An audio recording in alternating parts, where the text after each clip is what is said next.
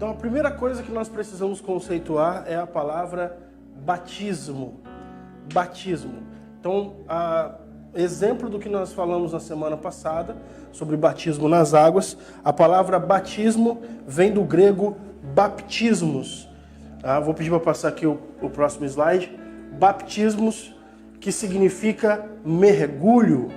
Então, João, quando ele estava batizando as pessoas nas águas, ele estava mergulhando as pessoas nas águas, ele faz uma declaração dizendo: olha, eu batizo vocês com água, eu mergulho vocês em água, mas depois de mim vai vir um e esse vai batizar vocês, vai mergulhar vocês no Espírito Santo e no fogo. Tá? Então, essa foi a expressão que João usou de mergulho.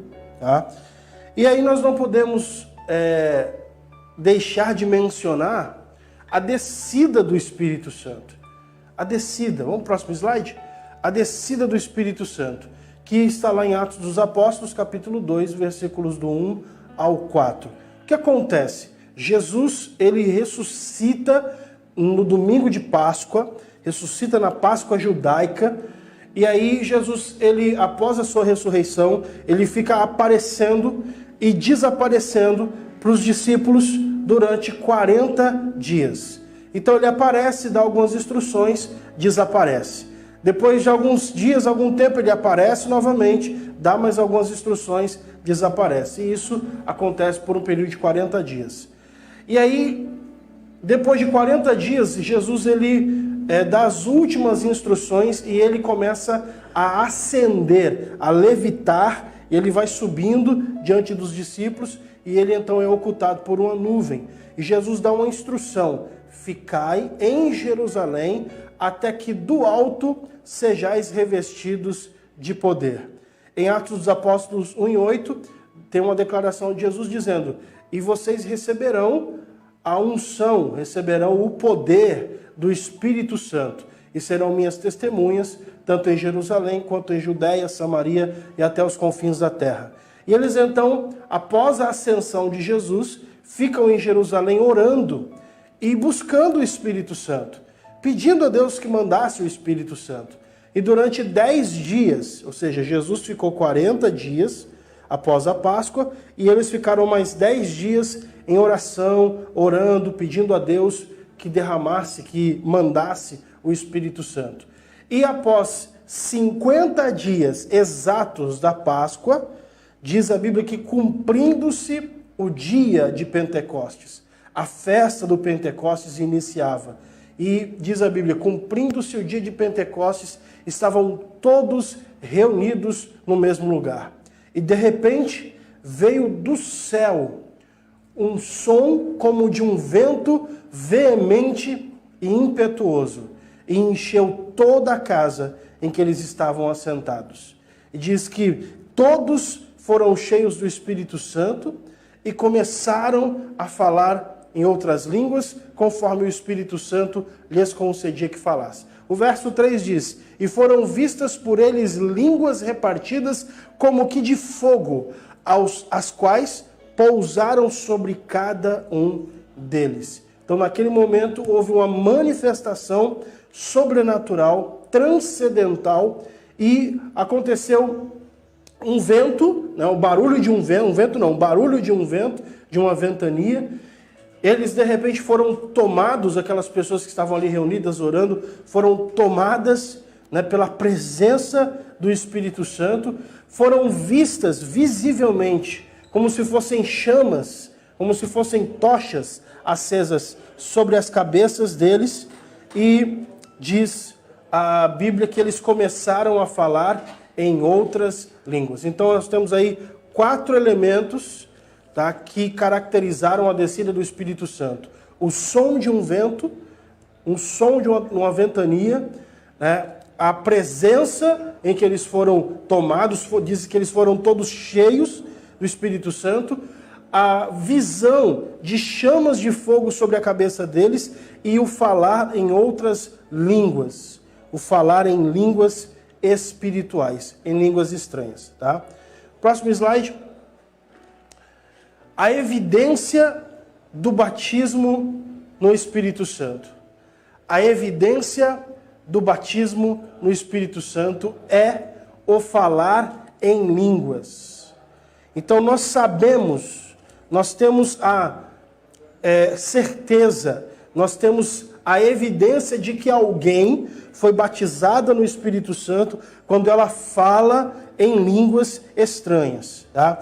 E aonde é que nós nos baseamos na Bíblia Sagrada para falar isso, para afirmar que a evidência do Espírito Santo é as línguas estranhas? Tá? Em 3 textos bíblicos. O primeiro é Atos dos Apóstolos, capítulo 2. Eles estavam lá reunidos, o Espírito Santo veio e eles começaram a falar em outras línguas. Tá? O segundo texto que nós baseamos essa doutrina da evidência do batismo com o Espírito Santo com o falar em outras línguas, eu vou pedir para passar o próximo slide, é Atos dos Apóstolos, capítulo 10, versículos 44 a 47. Tá? Atos dos Apóstolos, capítulo 10, versículos 44 a 47. Estando Pedro ainda falando estas palavras, o Espírito Santo desceu sobre todos os que ouviam a mensagem. Os judeus convertidos que vieram com Pedro ficaram admirados de que o dom do Espírito Santo fosse derramado até sobre os gentios, pois os ouviam falando em línguas e exaltando a Deus. A seguir, Pedro disse: pode alguém negar a água, impedindo que estes sejam batizados? Eles receberam o Espírito Santo como nós. Então a história de Cornélio, em Atos capítulo 10, é uma prova, é uma evidência, um atestado de que a evidência do batismo com o Espírito Santo é o falar em línguas estranhas. Cornélio recebeu a visita de um anjo que disse para ele assim: olha, manda chamar a Pedro. Tá? Enquanto isso, Pedro estava em Jope, na casa de Simão Curtidor, e recebeu uma visão onde Deus falava: vão vir 2 homens e você acompanha eles. E aí, naquele momento, Deus providenciava uma forma dos gentios, dos romanos, eles ouvirem a palavra de Deus. E quando Pedro chega na casa de Cornélio, do centurião, do soldado romano, Cornélio, ele então começa a falar de Jesus para as pessoas que estão ali na casa. E a Bíblia diz que quando ele estava a falar, enquanto Pedro ainda falando estas palavras, o Espírito Santo desceu sobre todos os que estavam ouvindo a mensagem. E eles começaram a falar em línguas, tá? E naquele momento eles evidenciaram que eles tinham recebido o batismo com o Espírito Santo. Segundo texto, aliás, terceiro texto, primeiro é Atos 2, segundo Atos 10, terceiro texto que evidencia o batismo com o Espírito Santo ao falar em línguas está em Atos 19. Vou pedir para passar o slide. Atos 19, versículos 6 e 7. Quando Paulo lhes impôs as mãos, veio sobre eles o Espírito Santo e começaram a falar em línguas e a profetizar. Eram ao todo uns 12 homens. Então, Atos 19 fala que Paulo chegou na cidade de Éfeso e encontrou 12 homens. E quando chegou lá, eram 12 discípulos, tá? 12 seguidores de Jesus. E quando Paulo chegou para eles e falou assim: olha, vocês já receberam o Espírito Santo? Eles falaram: nós nem ouvimos falar que existe Espírito Santo. E aí Paulo perguntou: vocês são batizados em quê? E eles falaram: nós fomos batizados no batismo de João. E aí diz que Paulo então impôs as mãos sobre eles e veio o Espírito Santo e começaram a falar em línguas e a profetizar. Então, a evidência do batismo no Espírito Santo é o falar em línguas estranhas. Ok? Próximo slide. Nós vamos falar rapidamente sobre algumas verdades sobre o batismo no Espírito Santo. Ok? Algumas verdades sobre o dom de línguas. Vamos aqui aprofundar o assunto. Algumas verdades sobre o dom de línguas. Primeiro lugar. Próximo slide. Primeiro lugar. existem dois tipos de dons de línguas, ou dom de línguas. Tá? Existem dois tipos de dom de línguas. Não sei se você já ouviu falar nisso, tá? Mas hoje nós vamos ensinar isso para você. Primeiro dom de língua que existe é o dom de idiomas. E é nesse ponto aqui que os nossos irmãos adventistas, eles acabam se prendendo nisso, né? Porque em Atos capítulo 2, diz, versículos 7 e 8, atônitos, maravilhados, eles perguntavam. Havia ali por conta da festa pessoas de várias partes do mundo, pessoas de vários países do mundo, que tinham ido para Jerusalém para participar da festa do Pentecoste. E quando eles começaram a ver, né, os discípulos ali falando em outras línguas, diz que eles, atônitos e maravilhados, eles perguntavam, acaso não são galileus todos estes homens que estão falando? Então como os ouvimos cada um de nós em nossa própria língua materna? Ou seja, naquele momento o Espírito Santo concedeu que eles falassem outros idiomas, que eles nunca haviam estudado, nunca haviam aprendido. Então eles estavam falando em outros idiomas, tá? Essa manifestação do Espírito Santo é chamada de xenoglacia. Xenoglacia, xeno vem de etnia ou estrangeiro, uma língua estrangeira, tá? Que é a capacidade que o Espírito Santo dá de alguém falar um outro idioma que nunca aprendeu, tá? Que nunca estudou. Tá? Só que o que acontece com os nossos irmãos adventistas é que eles se prendem aqui. Eles dizem que as línguas estranhas são apenas o dom de idiomas, mas a Bíblia fala que não é verdade. Tanto que o único texto bíblico que mostra um dom de idiomas é Atos capítulo 2. É o único texto. Os outros textos falam sobre falar em línguas. Em outras versões falam de línguas estranhas, mas não falam que é dom de idiomas. Tá?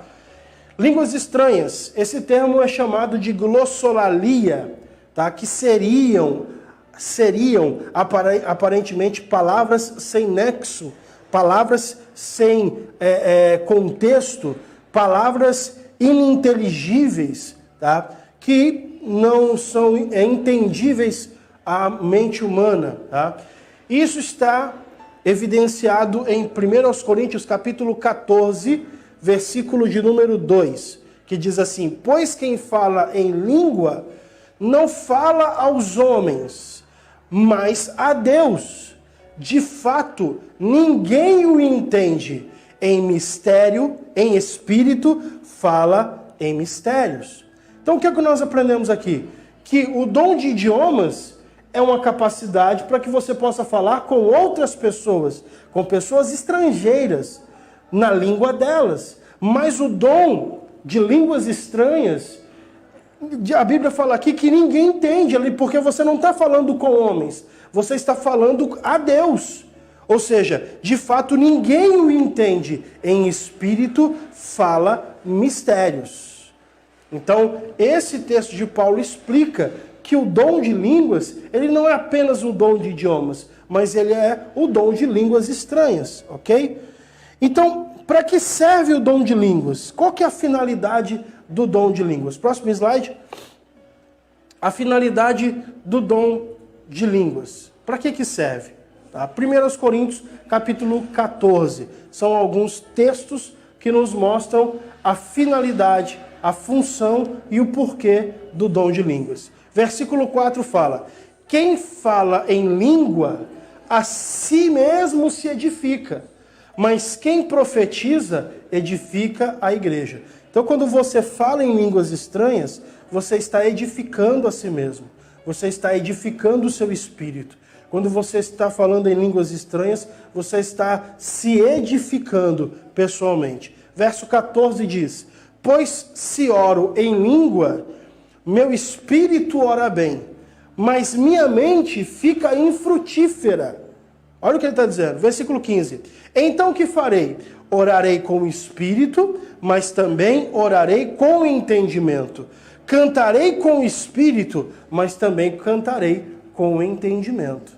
Então, o espírito, as línguas estranhas, elas servem para edificação do nosso espírito. Quando você está falando em línguas, a sua mente fica infrutífera. Você não sabe, você não entende o que você está falando. Mas a Bíblia fala que o nosso espírito ora bem. Olha aqui, ó. Se eu oro em línguas, o meu espírito ora bem. Porque Deus está entendendo o que nós estamos falando, tá? Próximo slide. E aí, eu queria deixar esse conselho para nós, para encerrarmos essa aula curta, rápida, tá, de aprendizado. 1 Coríntios capítulo 14, versículos 39 e 40. Portanto, irmãos, procurai com zelo profetizar, e não proibais falar línguas, mas faça-se tudo com ordem e decência. Olha só. Portanto, meus irmãos, procurai com zelo profetizar, e não proibais falar línguas, mas faça-se tudo com ordem e decência. Tá? Então existem aí dois extremos. Todos os extremos são prejudiciais. Todos os extremos são ruins. Qual que é o extremo? Primeiro extremo é quando se proíbe na igreja falar em línguas. Não, você não pode falar em línguas. Não, aqui você não pode atrapalhar o culto. Não, na nossa igreja é proibido falar em línguas. As pessoas são veementemente proibidas de falar em línguas espirituais, falar em línguas estranhas. Então o apóstolo Paulo está dizendo, não proibais falar línguas. Só que o outro extremo é o seguinte, mas faça-se tudo com ordem e decência. O outro extremo são quando as pessoas realmente perdem a ordem.